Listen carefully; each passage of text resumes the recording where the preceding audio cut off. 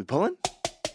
Hey, I'm Zax, and here's our guide to Vexy and the Gear Grinders, the first boss in the new raid, Liberation of Undermine. This guide is brought to you by Wowhead and their raid cheat sheets, which we'll tell you more about right after the boss. Also, big thank you to our supporters on Patreon. Hope you'll enjoy all the Patreon exclusive content we've got coming out this tier, like extended heroic guides and more. Alright, so the boss you fight is this big tank, the Gear Grinder, and Vexy is just riding on top of it, yelling stuff the whole fight. She doesn't actually do anything. The fight has two alternating phases. There's a decent amount of AoE to do in both phases, and you'll want a Bloodlust in phase 2. In phase 1, the boss starts out with these plating stacks, and the goal of the phase is to remove all the stacks before the boss reaches full energy and starts doing crazy raid damage. And you do that by killing some biker ads that spawn in waves throughout the fight, and then once they're dead, jumping in their bikes and launching them at the boss. So here's a good way to do all that. Everybody stack up near this wall beside the boss to bait the biker ads. They always spawn far away from the boss, and the only thing they do is charge toward a random player. So if you're all stacked up, all the bikers end up in the same spot on the wall, making them super easy to AoE down. Dodge these lines on the ground that show you where the bikers are going to come through, and then kill them really quick. You don't want them to get another charge cast off and get all scattered around the room. Once they're dead, people need to jump into each bike they leave behind, aim it at the boss, and then press 1 to launch it. Each bike that hits the boss gets rid of one plating stack and does a bunch of boss damage too. You'll need 2 waves of biker ads to get rid of all the plating stacks, but there's a third wave you can use too if you miss a bike or something. Just try to stay stacked up near a wall and near the boss pretty much the whole phase. Other than that, there are some other regular mechanics going on too. The boss casts a tank buster called Tank Buster, which does big physical damage to the tank and knocks them back and leaves a dot on them that increases damage taken from the same cast. So the tank should taunt swap every time this happens. This cast also does a bunch of raid damage for a few seconds, which ramps up over the phase, so the later ones actually kinda hurt. A couple random players get marked for incendiary fire and drop these fire circles at their feet for a few seconds, which everyone has to avoid. A couple random players get this big purple circle on them from spew oil, which puts a dot on anyone in the circle when it expires, so they have to get out of the raid. And on heroic, the boss puts this pool of oil on the ground under itself whenever it casts the tank buster, and puts oil under the players that get those purple circles. The oil is slippery and does damage to anyone in it, so the tanks have to keep moving the boss out of it along the wall, and the players with the circles should drop their oil toward the middle of the room so that it's out of the way. The oil also stuns any bikers that go through it, which is nice. And if you get the incendiary fire circles to hit some oil, it burns the pools away, which can help to free up some space if you need it. Once the last plating stack is off the boss, it starts phase 2, where it kinda goes AFK and starts a long channel to repair the plating. This takes about 45 seconds and the boss takes double damage the whole time, which is why you want to save Bloodlust. While this is going on, a bunch of these little mechanic ads spawn around the room and walk to the boss and try to cast repair on it to speed up the channel. So everyone needs to help interrupt and CC and cleave these things down to get as much double damage time as possible. The boss also cranks a bunch of raid damage in this phase for the healers to deal with, but once the channel is done, it's back to phase 1, rinse and repeat. And that's pretty much it. For our recaps this tier, check out the new and improved Wowhead cheat sheets, a quick and easy way to get all of the key info for every boss in Liberation of Undermine, including concise strategies, key assignments, and any pro tips you might need. So check out the cheat sheet link in the description.